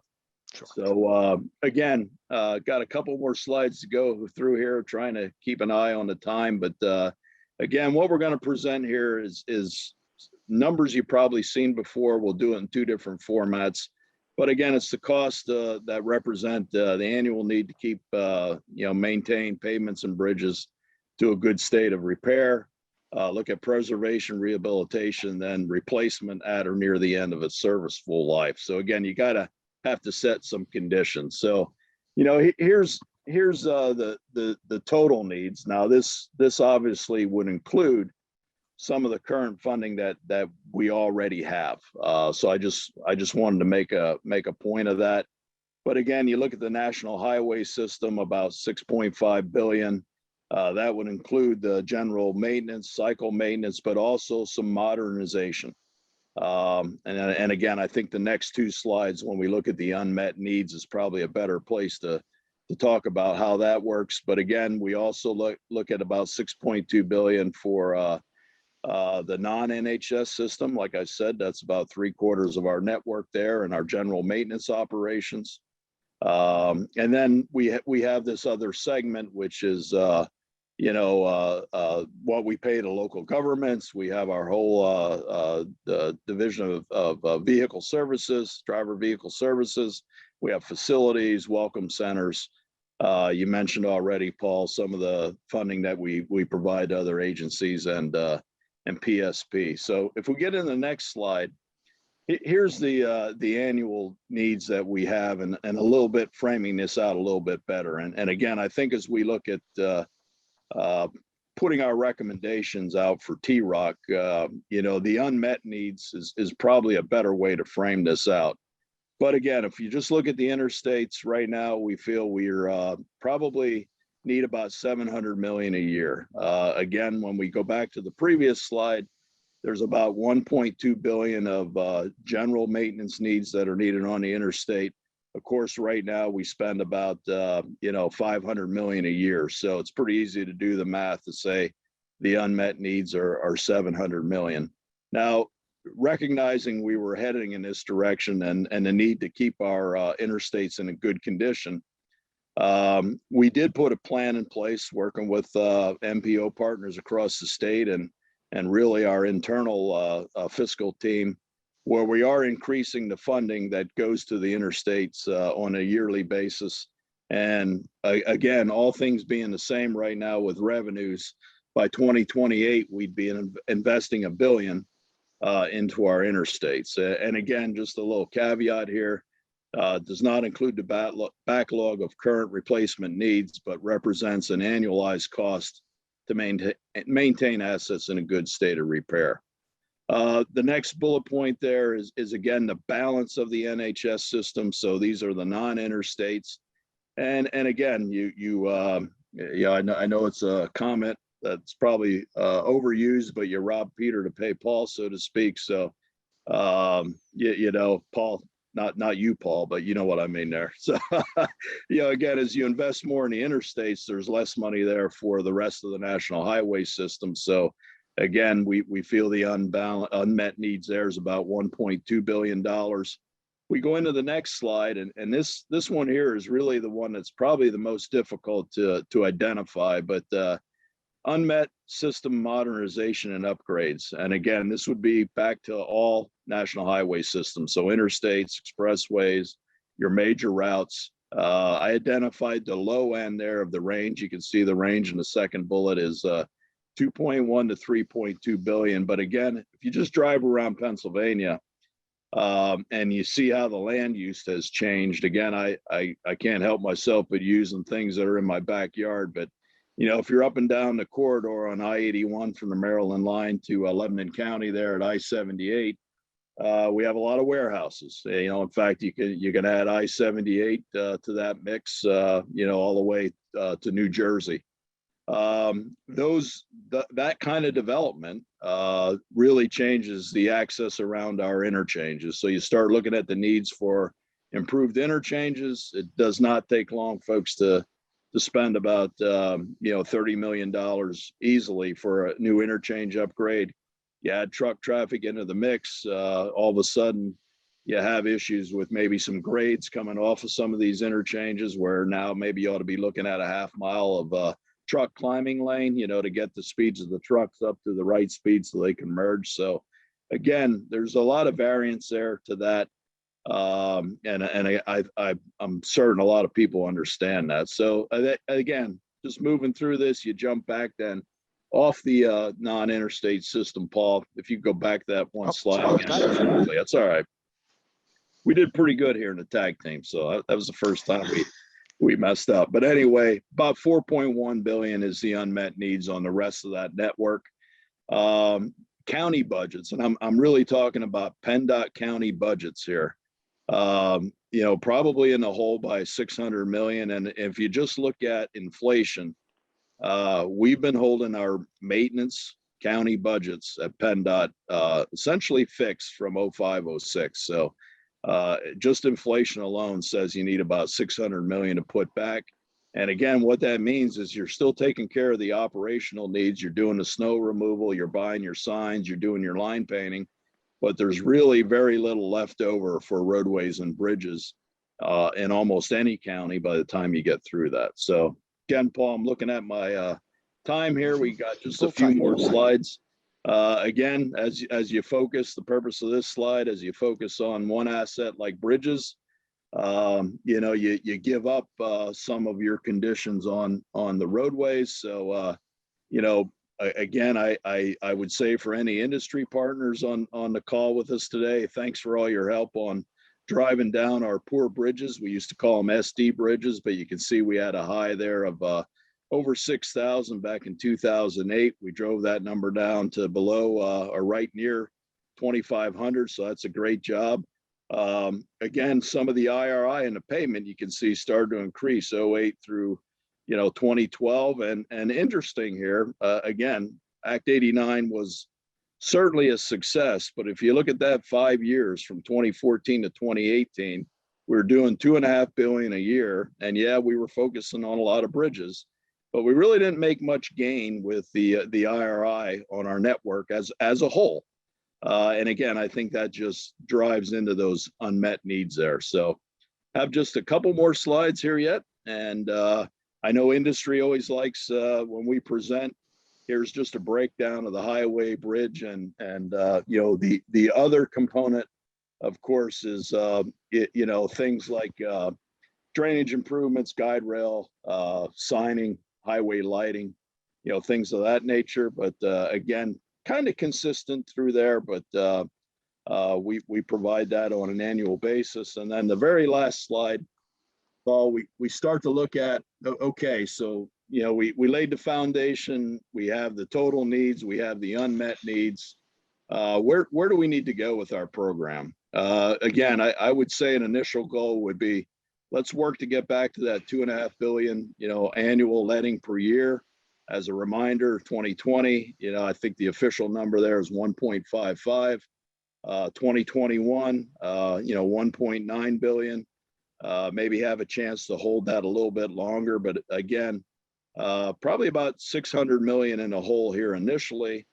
And then as we look at these different options through TROC and other efforts going on, you know, obviously there's an opportunity to expand our program, you know, beyond 2.5 billion. I will say, you know, going back to 2009, that was the year when we had the stimulus money, you know, the financial engine of the United States kind of collapsed. So we were spending money to stimulate the economy. But in 2009, we did do $2.9 billion worth of work. So we can get back to that number pretty quickly. Again, if you adjust that for inflation, that number goes up. But what we can't do is you can't jump from 1.6 to $3 billion. That doesn't work very well for us.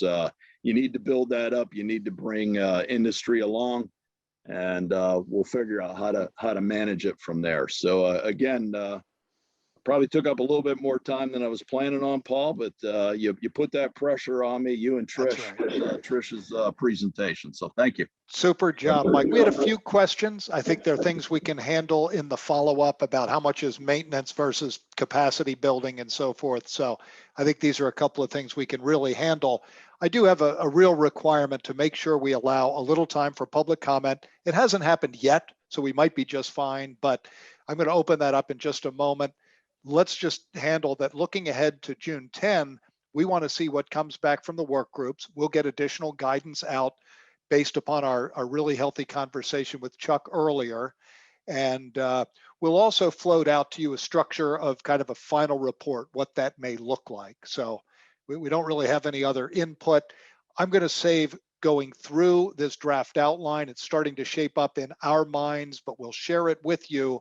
I want to open it up now before we go back over to our chair to public comment. I believe it's only for those who are on the phone from the public.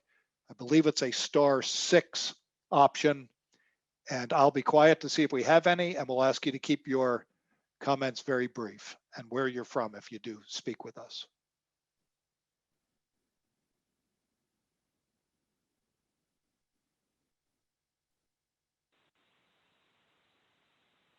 Oh, this is George Wolf. I just wanted to thank Trish for at least alleviating some of my concerns on the federal transportation service bill, which is looking at the at miles traveled thing, and they were looking at having more pilots. And I gather from her that the pilots will be coordinated. So that alleviates a lot of my fear. Excellent, George. Excellent. Good to hear from you. I did not hear any from the general public. George, of course, is on our commission. So excellent. With that, Chair Gramian, it's back to you. Where we are right now with a minute to go. Yeah, thank you very much. This was a great meeting. Really appreciate everyone's engagement and being so active as part of the commission. Thank you so much. Trish and Mike, your presentations were highly informative. Chuck, your spreadsheet will be a very useful tool as we go through the exercise of identifying revenue for each option. Thank you very much to all of you. To each of my TROC colleagues, I ask you to put forth your very best thinking in the weeks ahead, as the work of this commission will become the blueprint for the transportation funding initiatives, hopefully for many years to come. As we evaluate various revenue scenarios and other key considerations, be bold in your thinking and in your ideas. As I said at the outset, we are at a pivotal time. The development of our recommendations and the TROC report challenge, the TROC report challenge us individually and as a commission to advance recommendations that can be implemented to help ensure Pennsylvania's long-term mobility and access. Also, as a reminder, the public comment period for the PennDOT pathways, the Pell study, is open until June 1st. Please have a safe and happy Memorial Weekend. I look forward to our work ahead. If you have any questions, please don't hesitate to reach out. And I thank you again for your participation today. Thank you all. Thank you, Mike. Thank you, Trish. Thank you, Chuck. Thank you, Secretary and Commission Chair. We'll be in touch. Thanks for all the food for thought. Mhm.